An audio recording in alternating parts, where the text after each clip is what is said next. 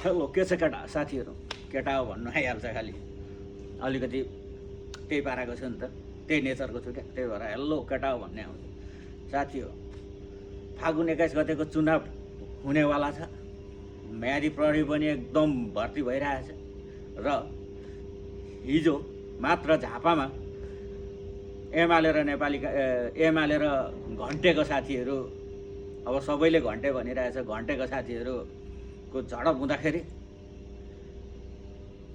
जेन्जीले कुटाइ खाएछ कस्तो जेन्जीहरू कुटाइ खाने अब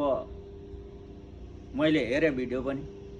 झन्डा चाहिँ फेरि बुढाहरूले बोकिरहेछ एमालेको तर त्यही बुढाहरूले भक्का भक हानिरहेछ के हो केटा हो झापा क्षेत्र नम्बर 5 भनेको एमालेको गढ हो जतिसुकै मान्छेले त्यो रिभ्यू लियोस् न को तपाईँ बालेन चाहनुहुन्छ कि केपी ओली भन्दै पत्रकारहरू झोले पत्रकारहरू जानुहुन्छ नि बुढाहरूले साथीहरूले जे पनि भनिदिन्छ लास्टमा जित्ने त्यहाँ कसैले होइन एमाले जित्ने हो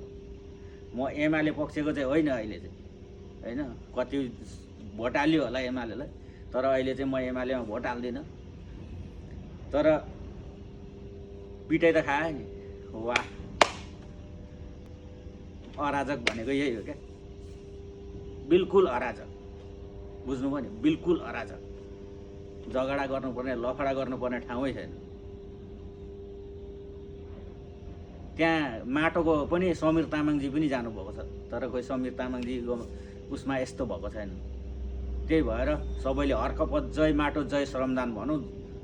श्रम संस्कृति पार्टीमा मतदान गरौँ भनेको खोइ त